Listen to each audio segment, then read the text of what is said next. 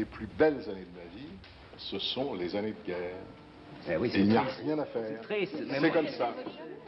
Mais c'est là où Parce que t'es pas mort. Mais c'est là où j'ai rencontré des hommes courageux qui acceptaient de mourir. C'est fantastique. C'est quand même la plus belle preuve. C'est bien dommage. Mais c'est quand même la plus belle preuve de la vertu. Je suis désolé. Le courage est une vertu, à mes yeux.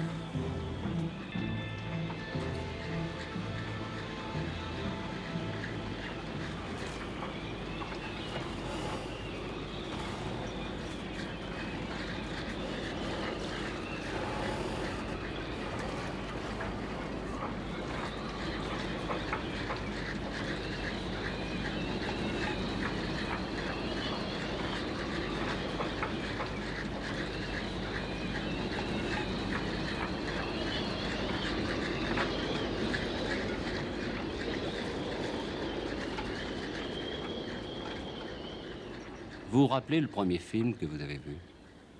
Enfant, le tout premier. Le tout premier, je ne sais même pas comment il s'appelle. Oui, je me souviens très bien en quelles circonstances c'était. C'était dans une taverne, dans une espèce d'immense brasserie à Belfort, quand j'étais un tout petit garçon. Et à un moment donné, on a éteint les grands lustres de la grande taverne, de cette brasserie. On a laissé juste des petites veilleuses, on a descendu un drap le long du mur. Et puis un appareil qui faisait beaucoup de bruit, posé sur une table, a projeté une histoire qui m'a semblé sublime, policière d'ailleurs, avec des fiacres, avec des portes dissimulées derrière des cheminées ou des bibliothèques. C'était le premier film que j'ai vu.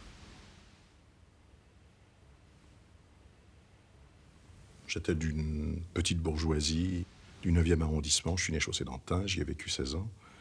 Et j'étais un enfant très à l'abri, choyé, aimé, très entouré. J'ai fait les premiers mètres de film de ma vie à 6 ans et 4 mois en janvier 1923, 24. Vous vous rappelez de ce que vous avez tourné à ce moment-là? Ah oui, bien sûr, mon père, ma mère, ma sœur, mon frère, et un morceau de mon appartement. Mais mon père avait des idées... On n'appelait déjà plus ça des idées avancées, non, mais enfin, mon père était un vieux socialiste, et il voulait que j'aille d'abord à l'école communale, avant d'entrer au lycée. Puis j'ai fait des études tout à fait ordinaires. Qu'est-ce que vous appelez ordinaire? Ben, j'étais un mauvais élève, presque toujours. Il passait son temps à lire Fantomas, c'est son obsession. Il lisait Fantomas en prenant le chemin de fer de ceinture. Il faisait toute la ceinture, tout le tour de Paris en lisant Fantomas. Il en parlait beaucoup de son enfance. Et c'est ça qui le reliait, à mon avis, à Cocteau.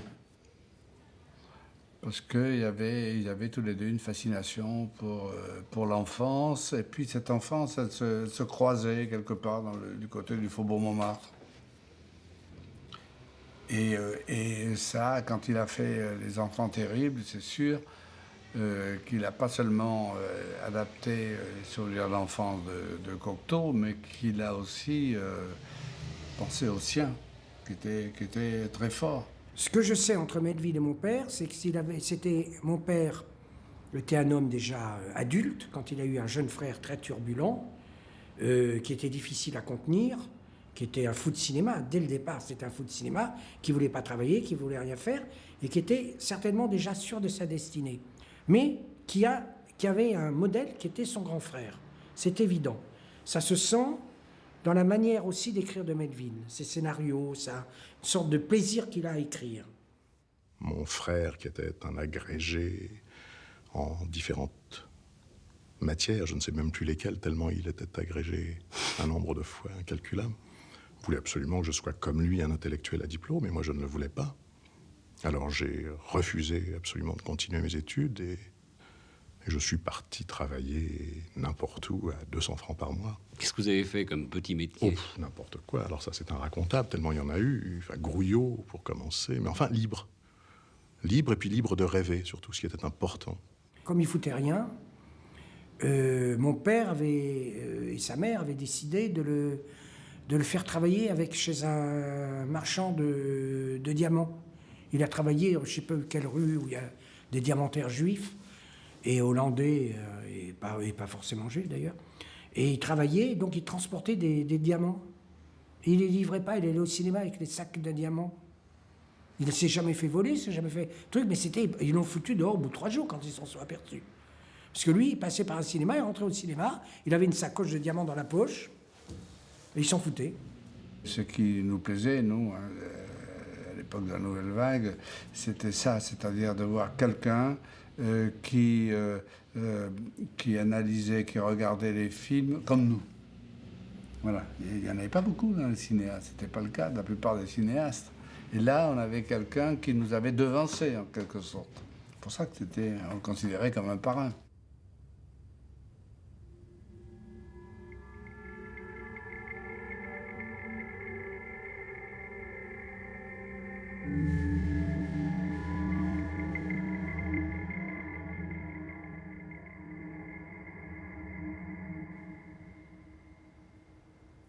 Godard a montré son film à Jean-Pierre, en disant « Je suis désespéré, je viens de faire un film, il est immontable. » C'est épouvantable, il est immontable. Ce qui était vrai, c'était à bout de souffle. Donc Jean-Pierre a vu à bout de souffle, il a dit « A raison, il est immontable ton film.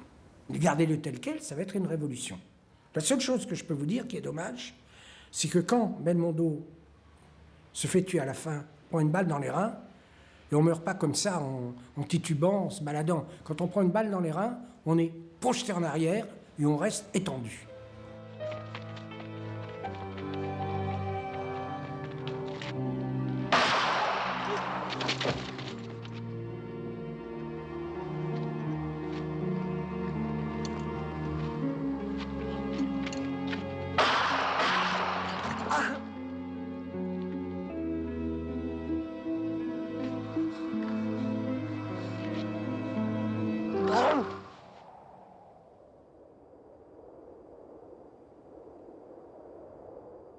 其實我自己嘅代表就係佢有一樣嘢就係佢其實同個世界唔係好協調，即係某程度呢啲人都有啲憤世嫉俗，同埋我自己覺得就係話你當佢係自我同埋自大啦，有少少佢咁樣嘅嘢，因為佢覺得如果佢要去反抗同埋去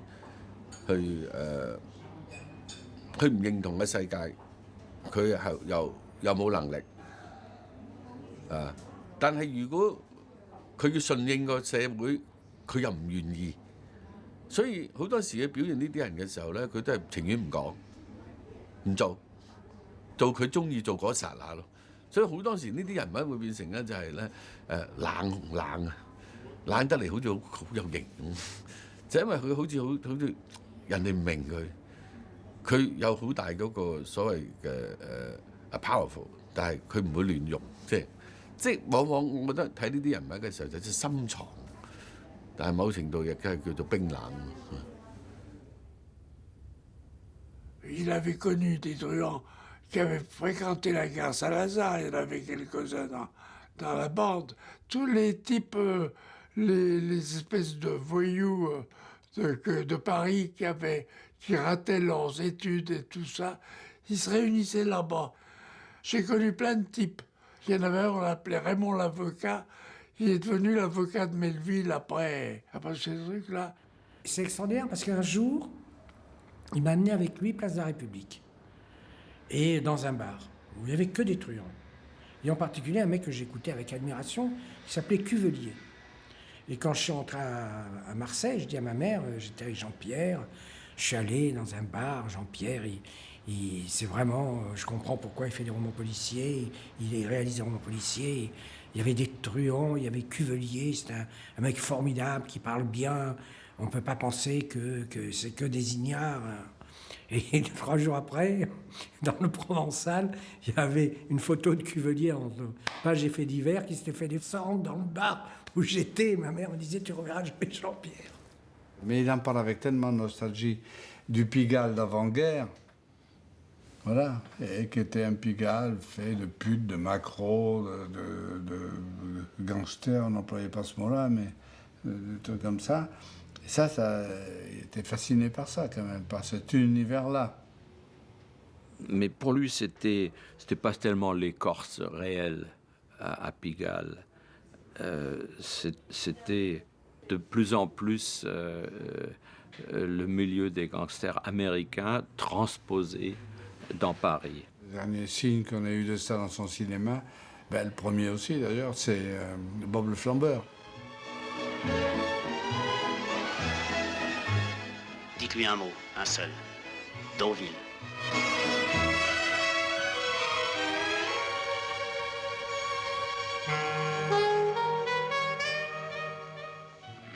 Belle gueule de voyou. Ce Bob, c'est un de vos indicateurs?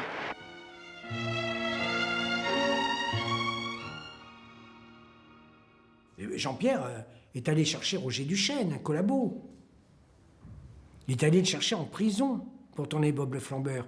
Il l'a pris à la sortie de prison, qui était un comédien d'avant-guerre, qui avait été un grand comédien. Mais personne ne voulait faire travailler Roger Duchesne. Parce que même les films, même les polars contemporains, etc., ça porte la marque de l'avant-guerre. Il n'est pas du tout à l'heure dans ce que c'est que le monde des truands aujourd'hui. C'est une transposition du monde d'avant-guerre qu'il a connu. J'ai souvent porté des Burberry, mais le Burberry, il est croisé. Ça, c'est avec les ceintures, avec les anneaux. D'ailleurs, ils les vendent toujours comme ça. Hein. Si vous allez chez Burberry, ça n'a pas bougé depuis la guerre de 14, depuis 1917. C'est les Burberry qui avaient les officiers américains quand ils sont arrivés en France. Et ces anneaux servaient à mettre les quarts. C'est les quarts pour boire, et puis la gamelle, quoi, pour manger. 日本のギャング映画っていうのはすごく高等向けっていうかその頃のギャング映画っていうのはすごくフランス映画の影響を受けた映画で日本ではありえないんですけどもみんな長い黒いコートを着てボルサノリーノみたいな帽子をかぶって拳銃を撃ったりしてやってましたね。Dans le milieu des gangsters, ce qui l'intéressait, c'est qu'on n'y bavardait pas, que les rapports de force étaient clairs et la résolution d'un conflit se faisait par la force.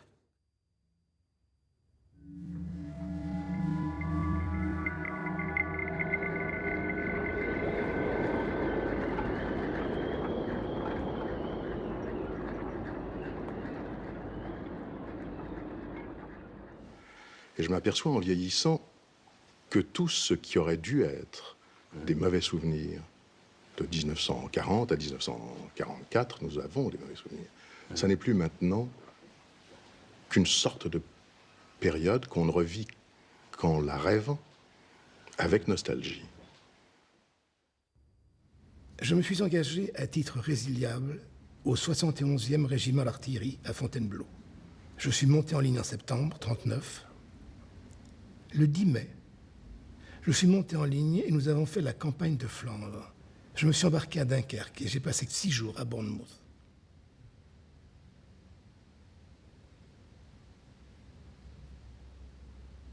Et Week-end à Zuidcote, c'est un livre que j'avais bien entendu lu à sa parution pour l'unique raison que j'avais fait Dunkerque. Mais pour moi, Dunkerque, c'était pas du tout Week-end à Zuidcote. Week-end à Zuidcote, c'est un mélange de choses vraies et de choses fausses.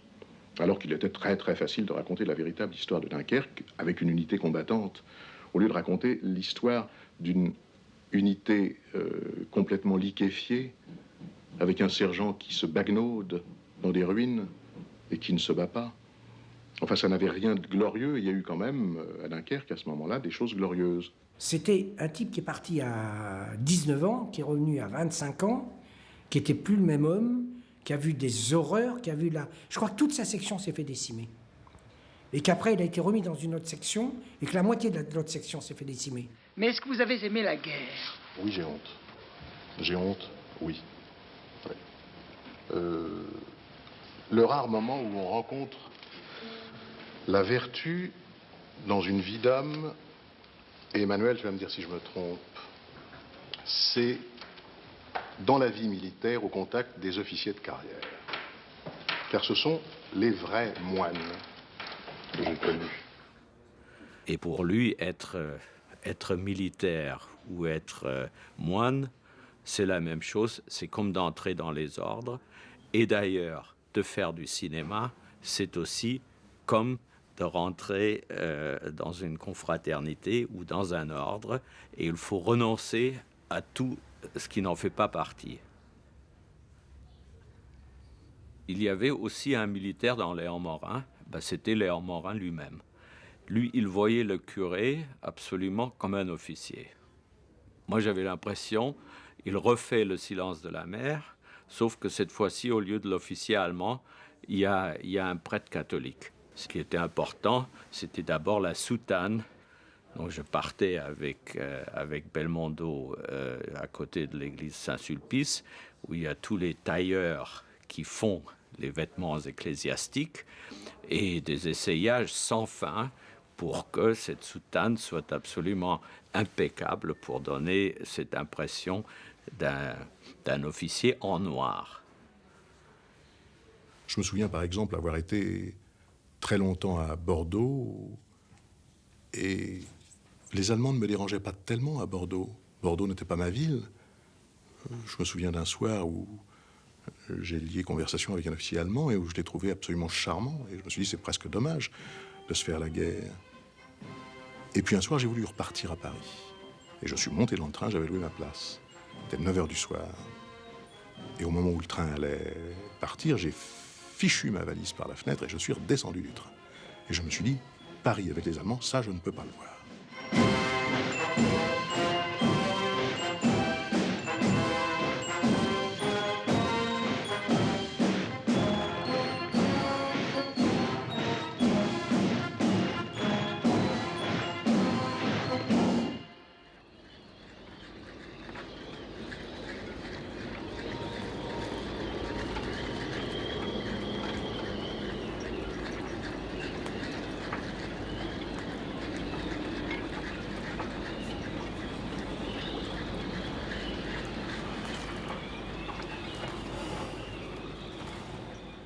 Moi, je trouve que la plus belle phrase de Jean-Pierre, c'est pas François Chalet qui l'interviewe, mais je ne sais plus qui c'est, et qui dit, on lui dit, mais vous êtes un héros.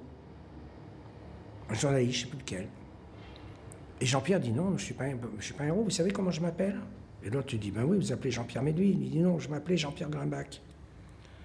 Si je ne m'étais pas appelé Jean-Pierre Grimbach, j'aurais peut-être été Lacombe Lucien.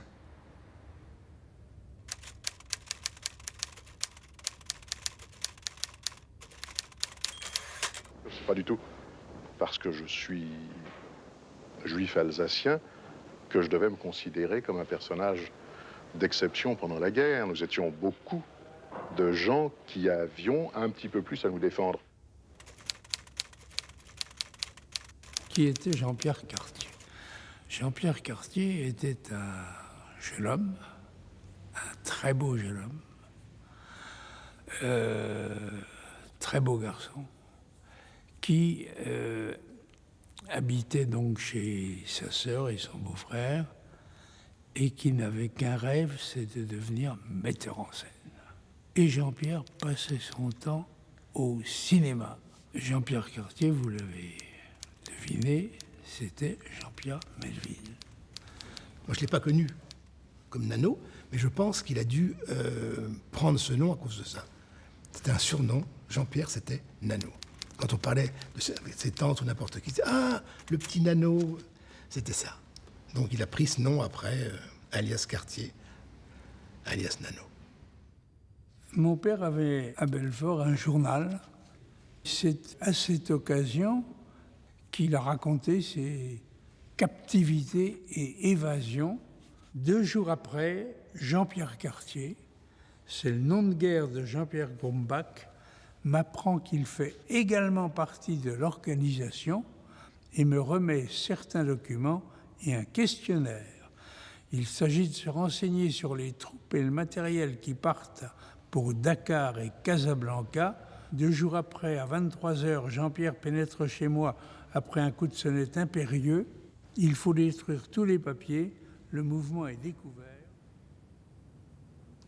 Tout devient question de vie ou de mort. Alors, l'attitude de chacun devient très importante. Il faut savoir est-ce que je peux compter sur quelqu'un ou pas. Donc, ce qu'il y a de pire, c'est la trahison.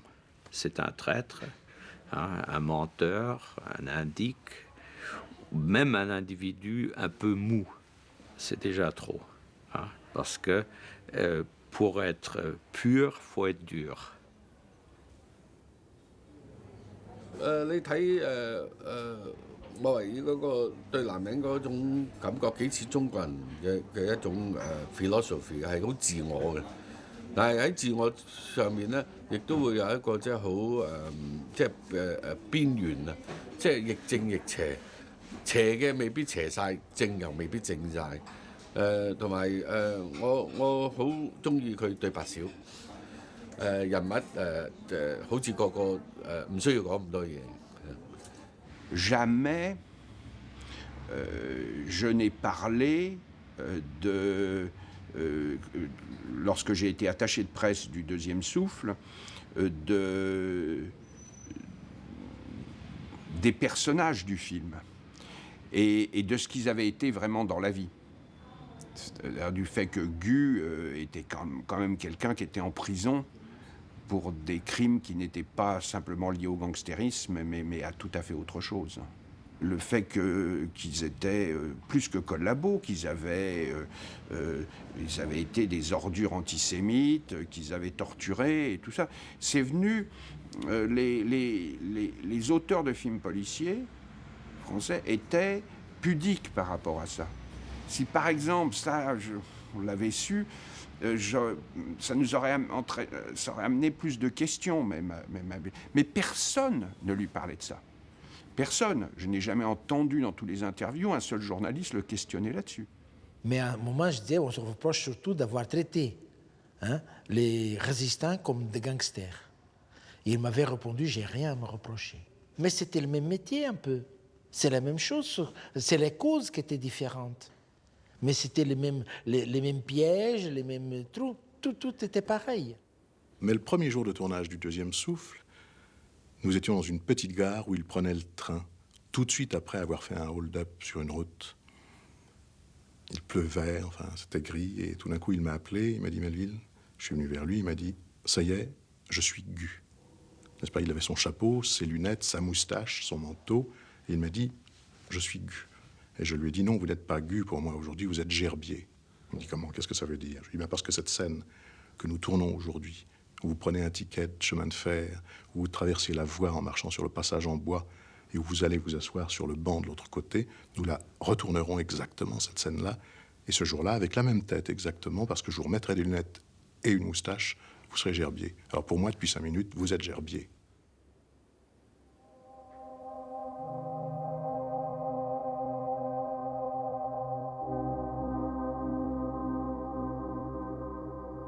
Et il m'est arrivé un jour de retrouver, il n'y a pas très longtemps, un morceau de papier qui était un peu brûlé maintenant, un morceau de carton, où j'avais collé toutes mes photos pendant mon adolescence, y compris les photos en uniforme. Et j'étais tellement écœuré, tellement abîmé par la défaite, par l'armistice de 40, qui m'avait vraiment fichu un coup terrible, que j'en étais arrivé un jour à écrire cette phrase sous une photo, « Plus jamais je ne mettrai cet uniforme sur le dos ». Tellement je trouvais qu'il était inutile d'avoir porté un uniforme pendant 3 ans pour ensuite être vaincu comme nous l'avons été. Et puis, peu de temps après avoir écrit cette phrase, la seule idée que j'avais encore dans la tête, c'était de remettre au plus vite cet uniforme. Des gens abordent le bateau et un Espagnol avec une baïonnette nous dit « Arriba !» Personne ne bouge. Mais sur le pont, il y avait plein de marins espagnols avec des mitraillettes, etc. Nous passons tous sur la canonnière, les mains en l'air. Les Espagnols nous fouillent et nous font descendre dans la cale. Nous y sommes restés du 4 décembre au matin jusqu'au 24 janvier 1943. Nous avons embarqué sur le Samaria à Gibraltar le 6 juillet. Nous sommes arrivés à Liverpool le 24 juillet. Je suis resté 17 jours à Camberwell et 4 jours à Patriotic School. J'ai vu le commandant Broslet et le capitaine Bloch hier après-midi.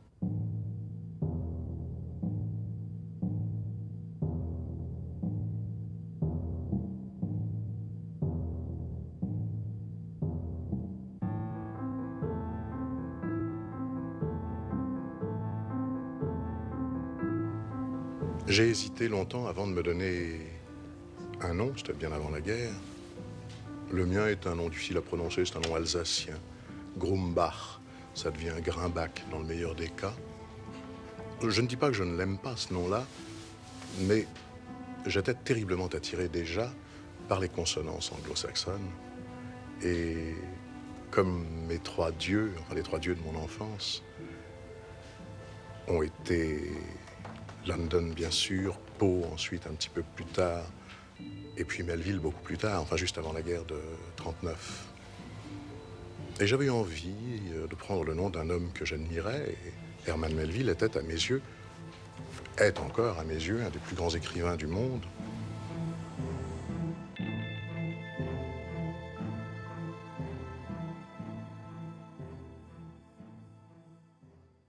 Quand je suis arrivé à Londres en 1943, j'ai vu pendant mes 8 jours de permission 27 films. Ça, c'est un cinéphile. Je me suis vite rendu compte, à leur vision, que le cinéma avait changé. C'est à Londres que j'ai découvert tout un cinéma d'outre-Atlantique que je ne connaissais pas. Je ne parle pas de Gone with the Wind, car justement, il ressemblait au cinéma américain d'avant-guerre, mais des 26 autres films qui avaient été tournés entre 1942 et 1943. À Londres, le cinéma et le monde ont pris pour moi une autre tournure. Et le 11 août 1943, j'ai passé la journée entière à Londres avec Pierre Brossolette, et je suis parti à pied avec lui à travers Londres, de Duke Street, le bureau du BCRA, jusqu'à la gare de Victoria, où il prenait le train pour aller prendre le bateau pour aller à Alger. Pour les Français, la guerre sera finie quand ils pourront lire Le Canard enchaîné et voir ce film merveilleux.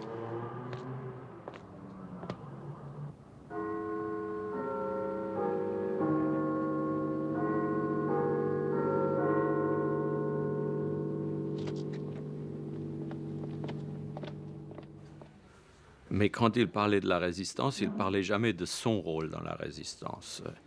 Il disait qu'il avait été à Londres et qu'il était revenu, qu'il avait une admiration énorme pour De Gaulle.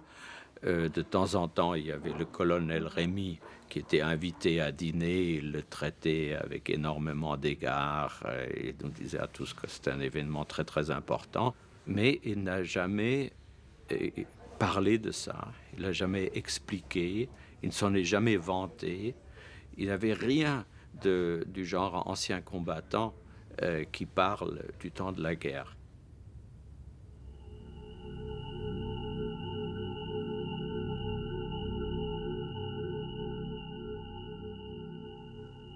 Jean-Pierre était un homme de droite, beaucoup plus que de gauche. Enfin, il se disait, il avait une jolie expression, il disait « Je suis un anarchiste essuie-glace ».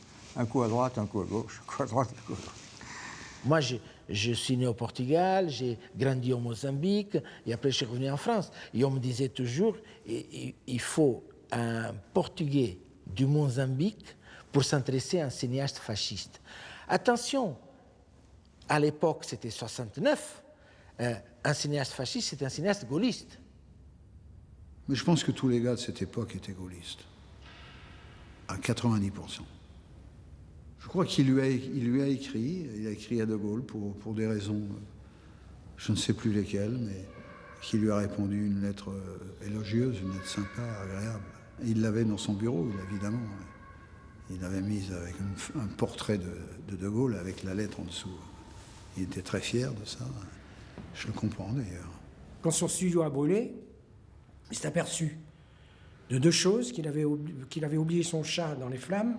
Il avait un chat qui s'appelait Amok, magnifique, ou je ne sais plus comment il s'appelait le chat, mais un merveilleux chat. Donc, et la photo que lui avait dédicacée De Gaulle. Donc il est retourné dans les flammes, il a pris la photo, il a pris le chat, il est revenu. Melville, c'était un homme de droite qui avait un comportement de la vie que beaucoup d'hommes de gauche pouvaient envier. Après avoir été très longtemps de gauche, j'ai très peur de tout ce que la gauche représente. Non pas la gauche, mais de tout ce que l'extrême gauche représente. Et vous avez beaucoup d'amis chez les communistes? Pourquoi pas? Pourquoi n'aurais-je pas d'amis chez les communistes? Au revoir, camarade. Vous êtes communiste? Non, mais ça ne m'empêche pas d'avoir des camarades.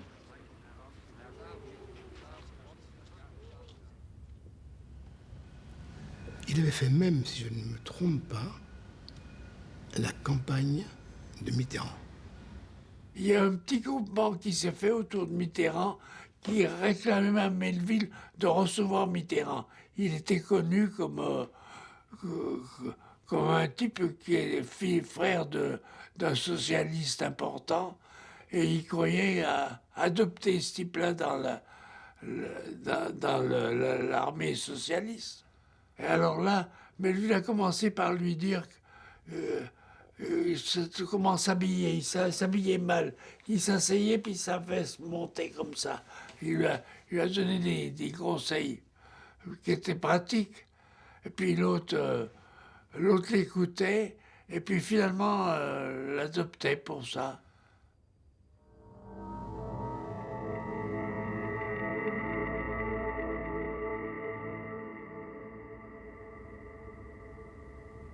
On parlait de Jacques Grimbach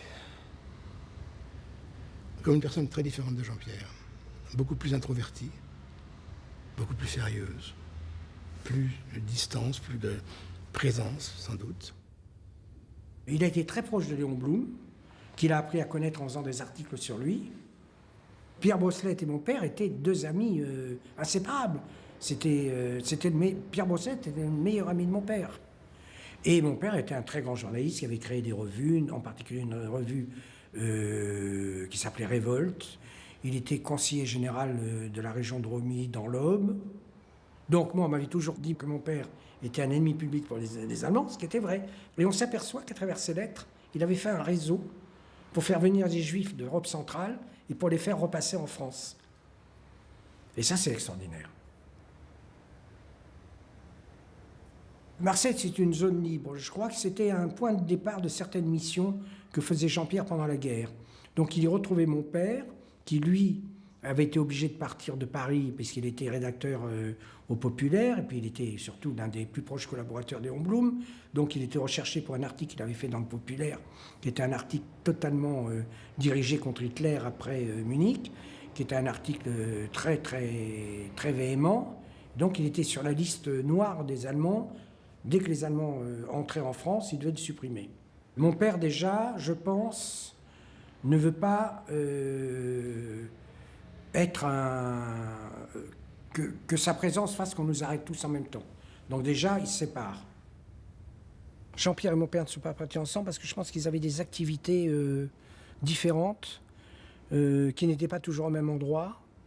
Et donc qui devait se retrouver en Angleterre sans avoir le moindre doute de l'arrivée en Angleterre et de leur retrouvaille.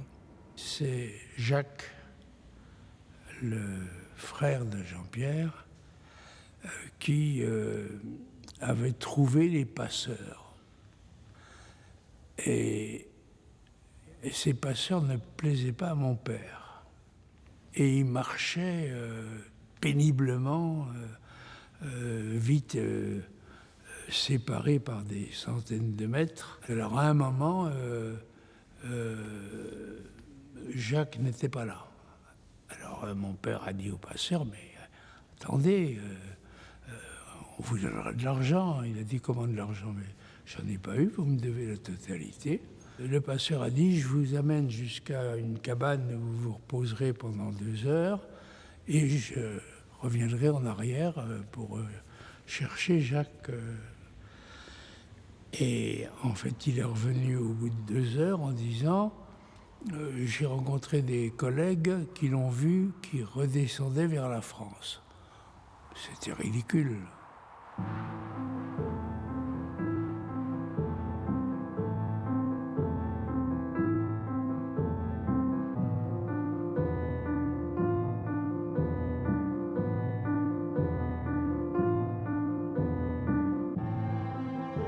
C'est à 2400 mètres d'altitude, dans le site désolé qui voisine le pic Montcalm, qu'on découvrit quelques années après l'armistice les restes de notre malheureux compagnon Jacques Grumbach.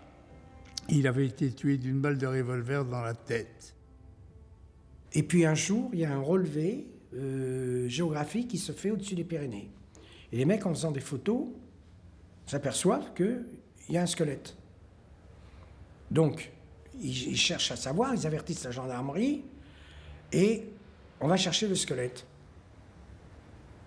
Et à ce moment-là, on retrouve le passeur. Et le passeur avoue qu'il a tué mon père. Pour sauver les autres, pour pas que mon père, au cas où il serait pris par les Allemands, parle, soit torturé, etc., comme Pierre Brosselette.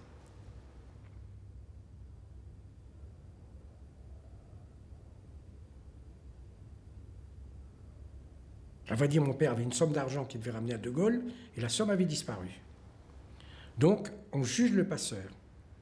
Il avoua l'avoir découvert le lendemain matin, lorsqu'il était revenu sur ses pas, mais dans un état de faiblesse tel que, l'estimant intransportable, il l'avait exécuté. Ce détrousseur de cadavres osa invoquer la résistance et fut acquitté. Mais je ne savais absolument pas que Jean-Pierre ne s'était pas opposé, mais n'avait rien fait pour qu'il soit condamné. En estimant que ce passeur avait sauvé énormément de gens, qu'on ne pouvait pas savoir s'il avait vraiment volé ou pas volé, et il a rien fait pour qu'il soit condamné.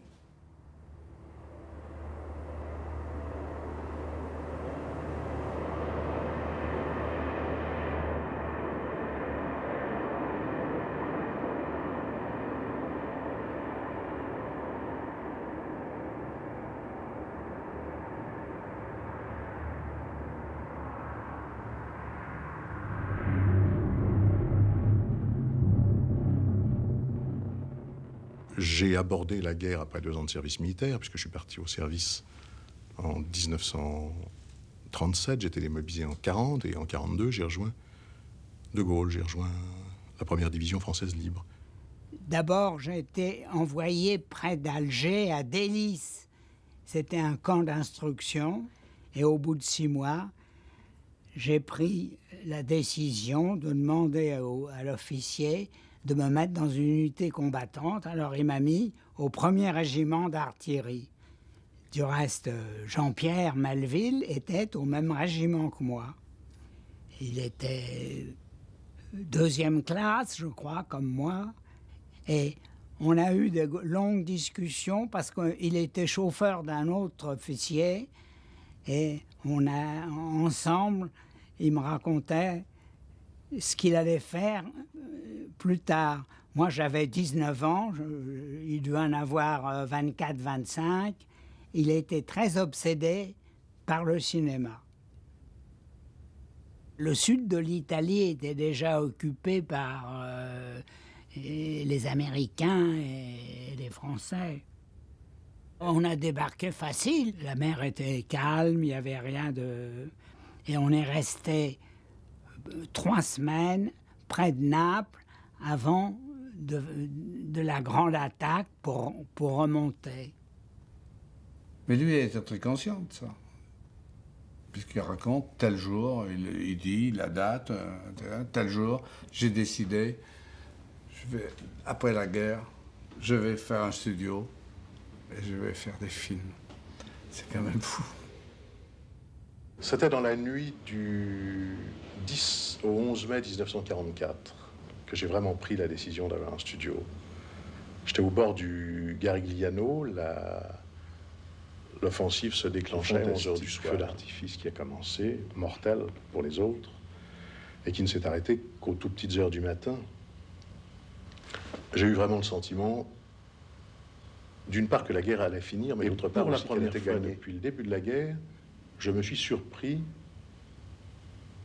à faire des projets dans cette nuit-là. Et tout d'un coup, je me suis dit, bon, eh bien, peut-être que je ne serai pas tué, peut-être que la guerre se terminera comme je le crois ce soir. La première chose que je ferai en arrivant à Paris, je chercherai un local pour installer des studios. Je crois que très souvent, pour des raisons qui sont propres à sa personnalité, à son héritage culturel du cinéma américain, des grands studios, Jean-Pierre adorait tourner en décor artificiel, en studio. Parce que ça correspondait aussi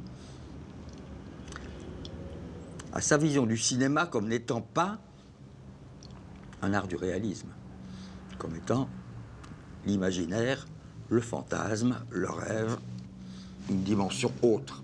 Le cinéma, c'est pas la vie. Ça, c'est une connerie monstre quand on dit ça. Si le cinéma était la vie, il n'y a pas de raison de faire des films. On fait des documentaires.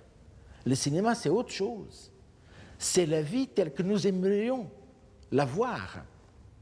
Il a créé ce studio parce qu'il n'a pas eu la commande qu'a eu Wells au lendemain de son émission célèbre de radio et qui lui a ouvert les portes des studios en disant voilà, vous faites ce que vous voulez. Bon, il savait qu'en France, c'est pas possible et il a créé les moyens de faire ce qu'il voulait. Et ça, c'est lié à l'enfance. C'est quand même de jouer avec... Parce que le cinéma, c'est quand même ça, on joue avec des maquettes. On prend des hommes, on les filme, etc. Et après, ils sont grands comme ça, sur un écran, plus ou moins grand, on l'agrandit, on le manipule dans tous les sens. Et on est dans un monde enchanté.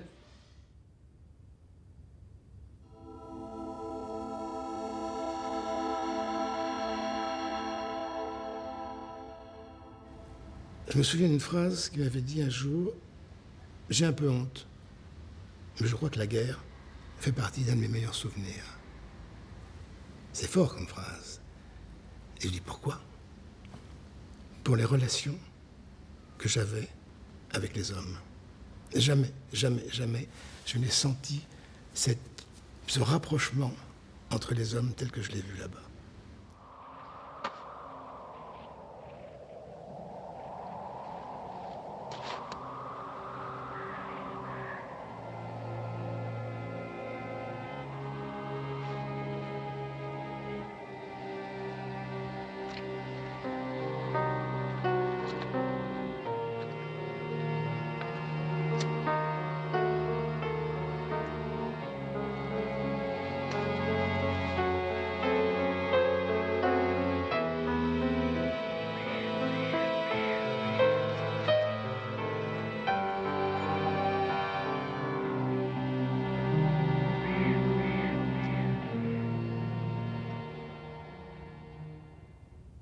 やはり、メルビーの映画っていうのはやっぱり男の映画だっていうふうに男同士の友情とかその仁義とかっていうのを描いた時にすごく輝くなと。それとそういう反抗の精神っていうのが際立って出てきたものとか侍のように一人で孤独で生きていくっていうのがメルビーのすごくいい特色だと思うんですね、彼の映画の。對我自己嚟講，就係話我會覺得友情係可貴嘅，人情係重要嘅，社會嗰個即係道義啊，人與人嗰個所謂叫誠信咧係重要嘅。Probablement, Delon, qui est un homme qui est plein de pudeur, qui cache vraiment ses sentiments, qui avait certainement un énorme amour pour Melville, énorme. Au fond, Delon aurait pu être le fils de Melville. Je pense que Delon aurait pu être le fils de Melville. Et que Melville aurait été très très fier d'avoir un fils comme ça. Et que Delon aurait été excessivement fier que Melville soit son père. Et donc est née une véritable amitié très forte, de mentor littéralement, puisque lorsque j'ai décidé, enfin j'ai obtenu le droit de faire mon second long métrage, je suis allé le voir pour lui en parler. Et donc je lui ai présenté le script fini, découpé, plan par plan. Voilà. Il m'a dit, si vous voulez, on peut regarder ça ensemble. Il a chaussé ses lunettes autres que Ray-Ban, pris son long gros stylo Montblanc, il a commencé à corriger des trucs, prendre des notes et me dire des choses. Et en fait, il m'a donné une véritable master class, quoi. Donc, surtout sur 100 mobiles apparents, puisque j'ai appelé mon film 100 mobiles apparents, il m'a dit, écoutez, vous partez pour Nice, très bien, n'hésitez pas à m'appeler si ça ne va pas, ou on s'appelle, je garde un exemplaire de votre script, et donc vous me direz ce que vous avez tourné, ce que vous n'avez pas tourné, comment ça se passe et tout. Et j'ai pratiquement, pas tous les soirs, mais un soir sur 2 ou 3, appelé Jean-Pierre, lui dire comment ça s'était passé, que je faisais tel plan, telle séquence. Je l'imaginais, lui, au téléphone à Paris, en train de regarder le script. Et vous imaginez, quand même, c'est extraordinaire, quand même. Il y a même un soir où j'étais vraiment dernier degré de la fatigue, et non pas de la dépression, mais disons, il y a un moment donné, une lassitude quand on tourne. Il m'a dit, Max, si vous voulez, je prends la Rolls, je prends la route, j'arrive, personne ne me verra, tu parles, personne ne me verra, le chapeau et les lunettes. Je monte vous voir dans la chambre et on travaille ensemble. Il était prêt à traverser la France pour venir aider son copain, son fils spirituel, appelez ça comme vous voulez. Je lui ai dit non, bien entendu, merci, mais c'était bouleversant. Il avait quelque chose, alors là, c'est le contraire de l'image qu'on a de lui, il avait quelque chose de très humain. Lors de rapport de camaraderie. Voilà. Ce serait le mot que j'emploierais, qui peut-être lui venait de la guerre. Et je ne sais pas ce qui serait passé si Jean-Pierre, pendant la guerre, avait eu en face de lui un Allemand et que l'un des deux devait tirer. Est-ce que vous avez de la rancune à l'égard de ceux qui ont été vos adversaires? Absolument pas. Vous n'avez pas le goût de la vengeance? Ah non, pas du tout. Alors, pas du tout. Il vous arrive de rencontrer vos adversaires? Vous avez des amis anciens SS? Ah oui, absolument. Quels sont vos rapports avec eux? Excellent. Fraternel. Il y a longtemps que je t'aime, jamais je t'oublierai. Dis, tu resteras tout ce récit? Non. On va être relevé, on part pour la Russie. J'aurais tellement voulu que tu restes tout ce récit.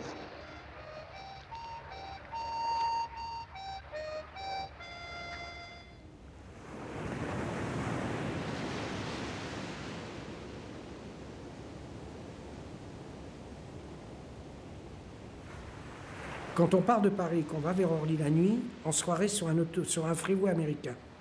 Et moi, Jean-Pierre m'a mis avec lui, mettait de la musique américaine et me disait « Ferme les yeux, on est aux États-Unis ».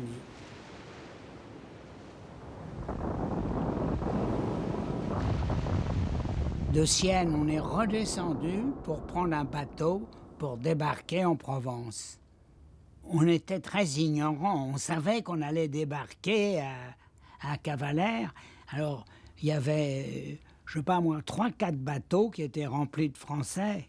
J'avais peur pendant que dans la route qu'on soit attaqué, qu'on coule. On n'a pas été attaqué. On a débarqué à 5 heures du matin à Cavalère. À mon avis, c'est aussi ça qui l'a rapproché du cinéma américain. Parce que la guerre, c'était aussi les États-Unis, qui débarquaient partout, etc. Donc, à ce moment-là, il a rejoint, il a retrouvé le cinéma américain dans sa guerre. Le western, ça a remplacé la tragédie grecque. Hein? Seulement, lui, Melville, au lieu de faire 2 types qui sortent de prison et que vont faire un casse d'une banque et tout, il sort à cheval, il sort de 2 gangsters qui prennent une voiture et qui vont faire la même chose. Mais c'est du western urbain.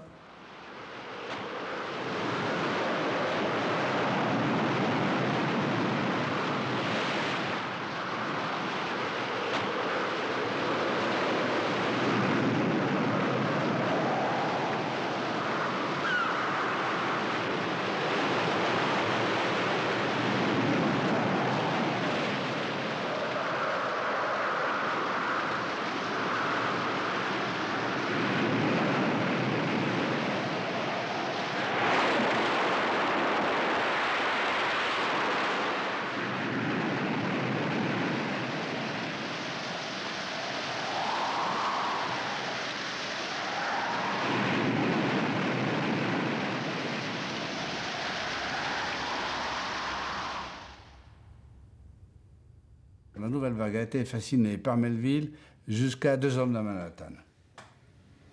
Après, on a considéré qu'il faisait du cinéma américain. Je lui ai posé la question. Elle a dit non, je ne fais pas du cinéma américain. Il dit un jour je ferai un film américain et vous verrez ce que c'est. Il reproduisait des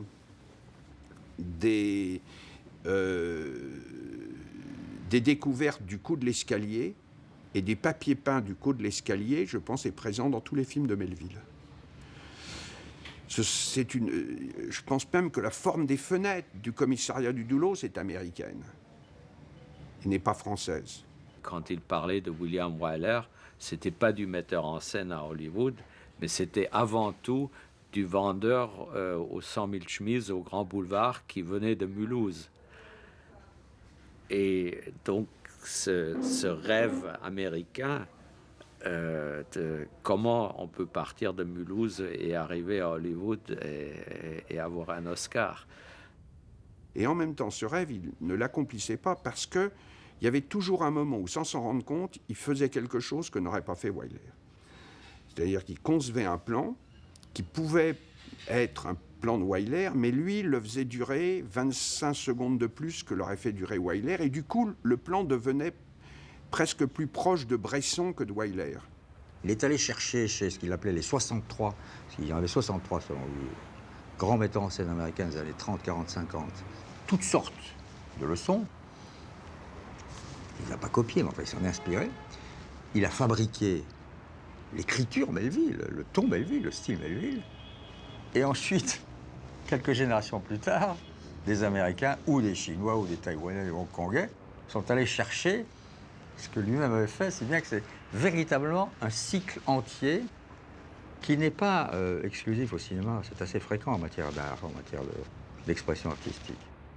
Je crois que l'influence de Melville reste énorme. Pas seulement le cas de Tarantino. Moi, j'étais tellement surpris. C'était avant le premier film de Tarantino, quand je le rencontre à Sundance, qui me dit que Le Doulos, c'est son film préféré. J'ai dit, mais comment même?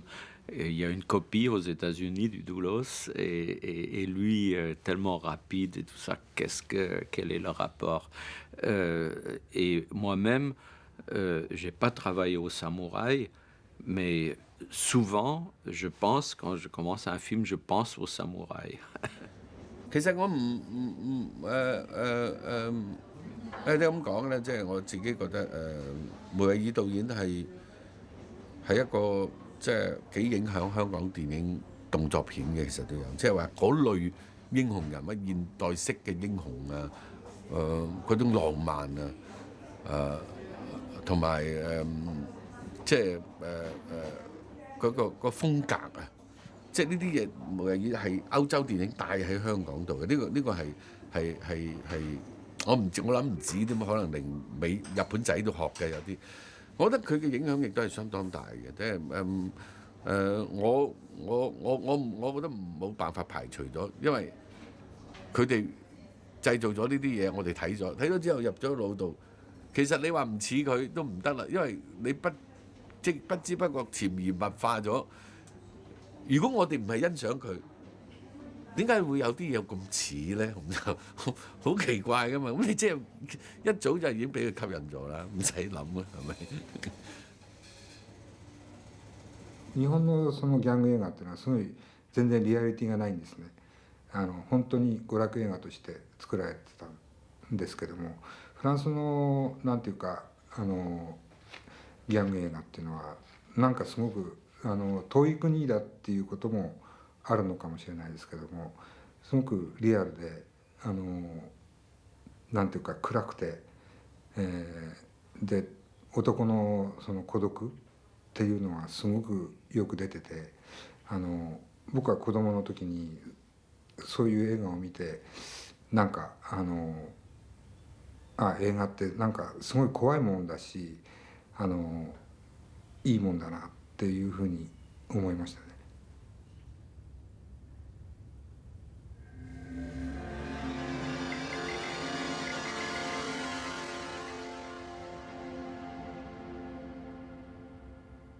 Et un jour, il était venu, il voit rendez-vous avec sa sœur, qui était réfugié là-bas, près de Grenoble. Et j'ai entendu qu'il parlait, j'étais dans la maison de prisonniers, et il parlait avec quelqu'un, j'entendais sa voix, je dis, mais je connais ce type-là. Puis alors, je voyais qu'il était devenu très différent, large, gros, fort. Il avait changé énormément. Je dis, mais je vous connais, vous, j'ai dit à un type. Il dit, alors, tu me connais, tu me tutoies, tu me dis vous maintenant. Alors, il m'a reconnu, lui, tout de suite.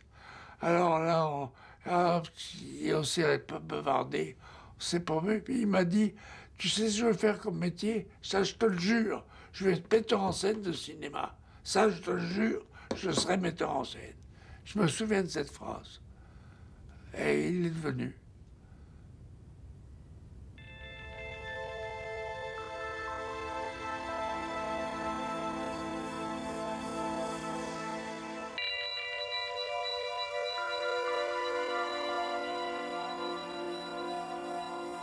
Après la libération, à son retour de l'armée, quand Jean-Pierre s'est réinstallé et a pu se donner à sa passion qui était le cinéma, il a préparé son premier film, qui était Le silence de la mer, il a été énormément protégé par les amis de mon père. C'était des hommes politiques de gauche, évidemment, c'était des gens du Parti socialiste. Je suis revenu au moment où il a présenté Le silence de la mer. Il avait fait des excès, il avait convoqué le président de la République, je ne sais pas comment il avait fait. Et alors, plein de types de personnalités, tous les journalistes, il y avait tout le monde. Il avait réuni tout Paris. Quand j'ai demandé à Vercors, en mars 1947, l'autorisation de porter à l'écran son œuvre, je me suis heurté à un refus catégorique. Ce qui m'a obligé à faire le film sans l'autorisation de Vercors. Ce qui n'était pas aussi terrible que cela peut paraître. Ce qui a été beaucoup plus terrible, c'est que le film terminé, Vercors m'a obligé à le présenter à un jury de résistants de son choix, qui devait donner droit de vie ou de mort au film. Le jury de résistants a accepté le film. S'il ne l'avait pas accepté, j'aurais été obligé, comme j'en avais fait la promesse à Vercors, de brûler le négatif.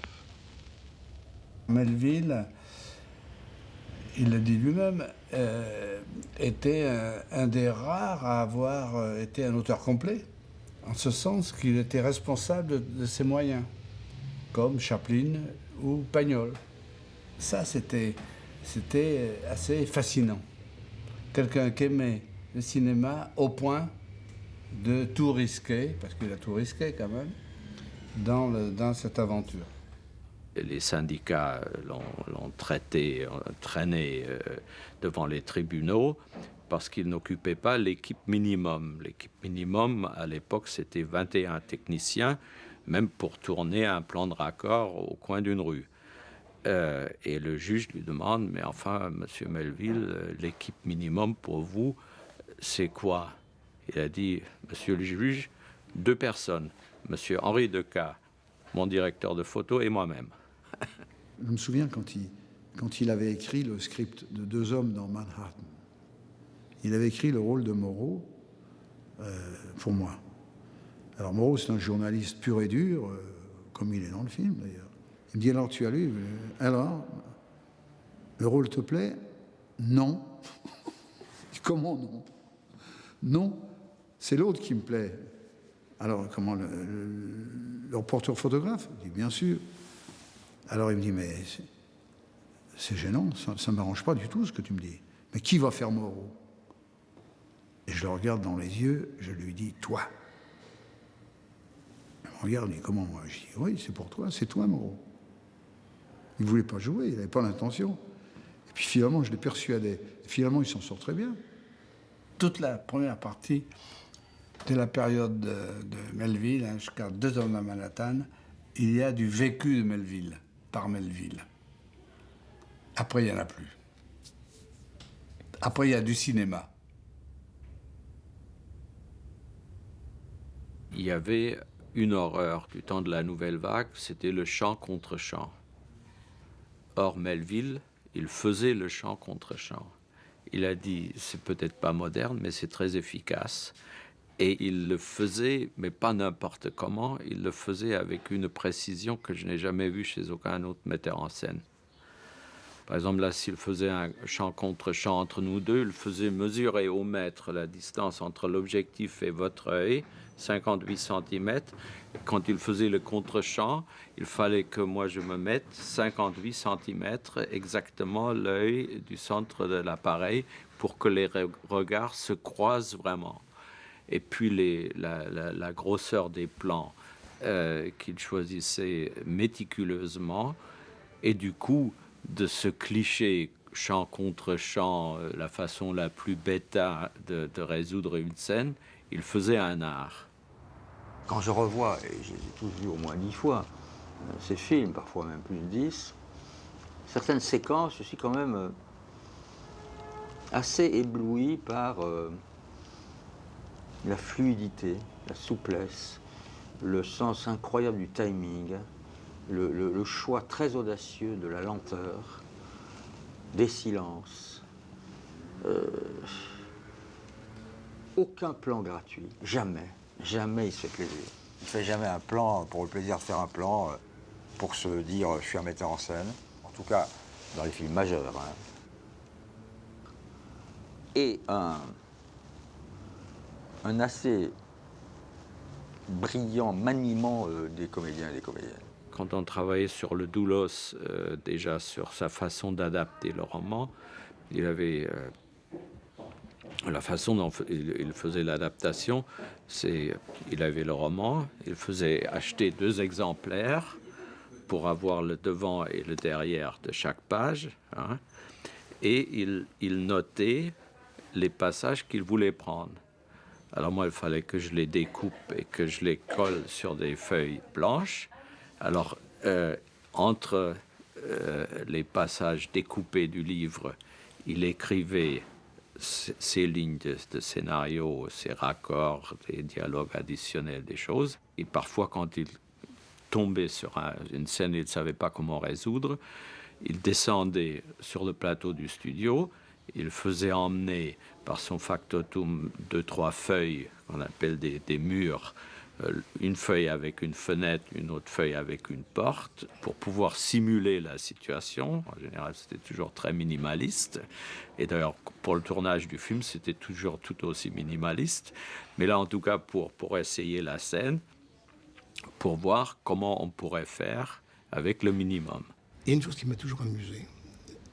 Dans les films qu'il a fait, la plupart, au début du film, il y avait une citation japonaise ou... je crois que les 9/10 étaient de lui. Il les avait inventés complètement. La photo, les cadrages, les dialogues, le débit des acteurs, hein, tout ça, c'est dire, c'est parfait, il n'y a rien à dire. Il n'y a pas un plan dans le deuxième souffle, hein, que fasse tâche. Rien. Tout est parfait. Il ne disait pas à l'acteur comment il fallait faire. Il dit, ben cherche, on attend. Donnez le moteur. Mais comment je fais? Moteur. L'acteur est là, la situation est là, il est au pied du mur. Il faut qu'il trouve en lui-même maintenant le moment, la réaction, comment faire. Et plus il y a de pression, plus Melville était content. Hein, c'est toujours le côté fil de rasoir. Sur les plateaux, il est arrivé à être odieux. Hein, odieux. Ses rapports avec Ventura, c'est inimaginable. C'est des histoires inimaginables. Et je pense que derrière les ruptures, les fâcheries, les silences, Ventura est là, je ne sais plus sur quel tournage, et il dit à son assistant, dites à M. Ventura de se déplacer. C'est ridicule aujourd'hui, ça se ferait plus du tout. Mais j'essaie toujours de trouver des explications, parce que comme j'aime cet homme, non pas pour l'excuser, mais je crois qu'il voulait créer des tensions. Et mettre Lino, un personnage lui aussi, dans un état, surtout pour le deuxième souffle, de crispation, de réticence, d'enfermement sur son personnage, sur soi. Et en même temps, comme il savait que c'était un monstre d'orgueil, Lino, et Jean-Pierre l'était aussi, fouetter son orgueil afin d'obtenir de lui, par une confrontation hostile, quelque chose qu'il aurait peut-être très bien pu obtenir par, au contraire, un dialogue d'amitié et d'affection. Un jour, Laurent m'appelle, il me dit « Tiens, au fait, on a rendez-vous Régénère, il m'a appelé un samedi ou un dimanche. Lundi matin, on a rendez-vous à 9h avec Jean-Pierre Régénère. On commence le deuxième souffle. » Sauf qu'au bout de 3 semaines, le producteur n'avait absolument pas payé ni l'équipe, ni Jean-Pierre, ni qui que ce soit, ni la préparation. Donc l'équipe technique, et c'est normal, comme a dit, on s'arrête.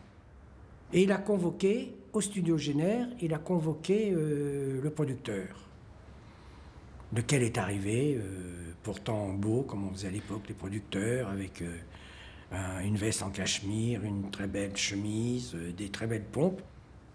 Jean-Pierre lui dit, tu sais, tu as de belles pompes. Oh, tu as de très belles pompes. Et l'autre lui dit, bah écoute, oui, comme toi, hein, j'achète mes pompes chez Western.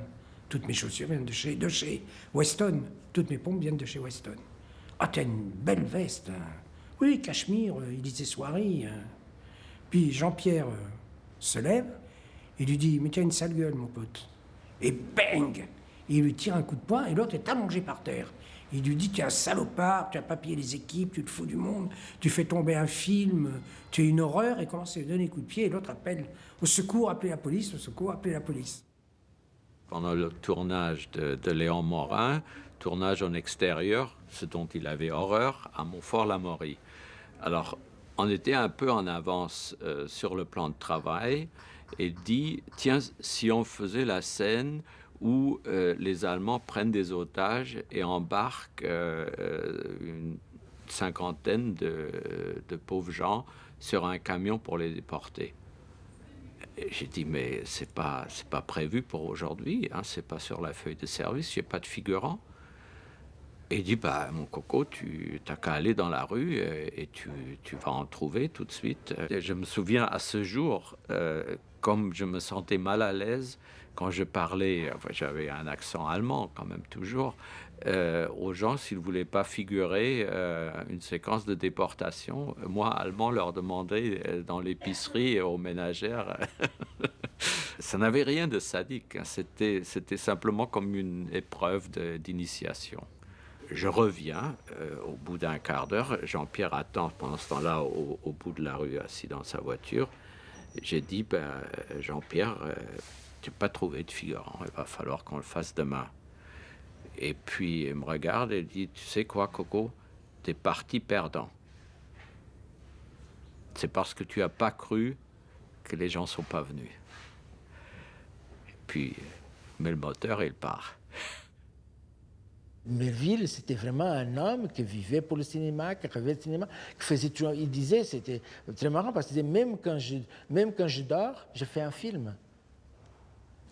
Dans mes rêves, partout, dans tous mes actes de ma vie.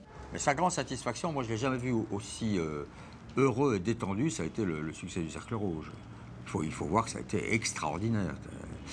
Et là, il était content. Là. Il avait atteint ce qui était au fond son objectif central, la certitude d'avoir fait un film qui correspondait à sa vision du cinéma, à ses règles, à ses goûts, à ses influences, sans jamais racoler, sans jamais faire la pute, et en même temps, en touchant le plus grand public. Parce qu'il considérait que les films n'étaient pas faits pour être montrés dans les salles vides. De film en film, plus il devenait froid, dans sa mise en scène, dans son cadrage, dans la façon comme il voyait les plans et tout. C'est vrai que c'est des films qui ont l'air froids, mais plus ils s'humanisaient en même temps. On voit bien que ce qui l'intéresse, c'est la solitude, c'est l'incapacité des gens de véritablement s'aimer, c'est le malheur qui l'emporte sur le bonheur. Ce sont des films sinistres, hein, on rigole pas beaucoup. Hein. Il s'était enfermé dans son univers de cinéaste. Bon, premier signe extérieur, il ne sortait que la nuit et pas le jour. C'était déjà pour ne pas voir les gens. Il avait aucune envie de se mêler aux gens, aucune curiosité de cette façon-là de s'engager dans la vie mondaine ou sociale. C'est un personnage qui s'était fabriqué une image, une image physique, du pied à la tête, hein, tout le décor autour, la voiture, et c'était... etc. Et on sentait que c'était une protection d'enfer pour protéger. Il était très fragile finalement. C'était quelqu'un qui avait besoin, qui était très sensible.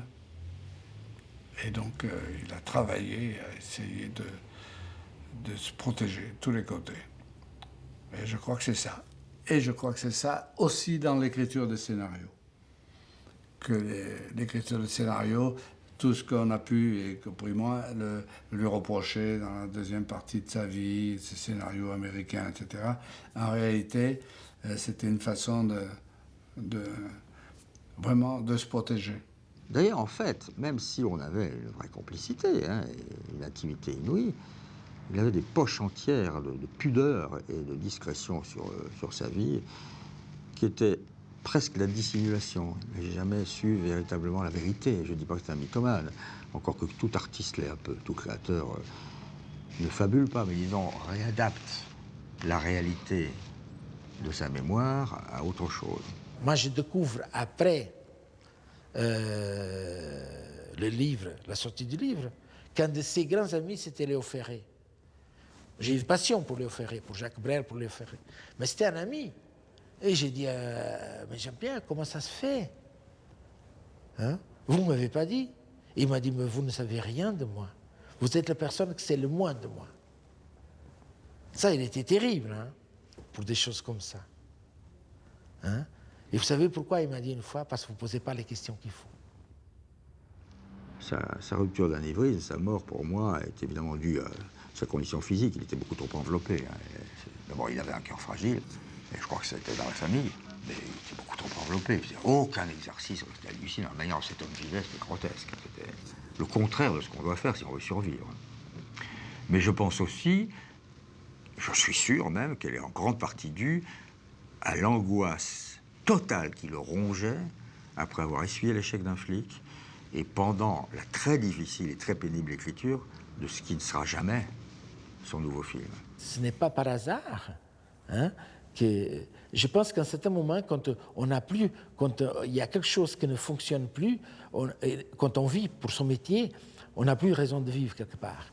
Et l'échec, le faux échec d'un flic, hein, a certainement à voir avec le départ prématuré de Jean-Pierre Melville. Là aussi, ça a été un choc effrayant, parce que voir cette masse humaine, cette force, cette intelligence, cet humour, cette émotion, cette tendresse, cette complicité, cette présence d'un homme qui avait une présence inouïe, pénètre dans une pièce, il n'y a plus personne, plus personne. Ça, c'est comme les stars ou les gens de pouvoir. C'est comme les gens de pouvoir. Tout d'un coup, brutalement, un soir, dans un restaurant du 13 ou 14e arrondissement, je ne sais plus, s'arrêter en faisant une espèce de grimace et en s'écroulant, c'est un peu bouleversant.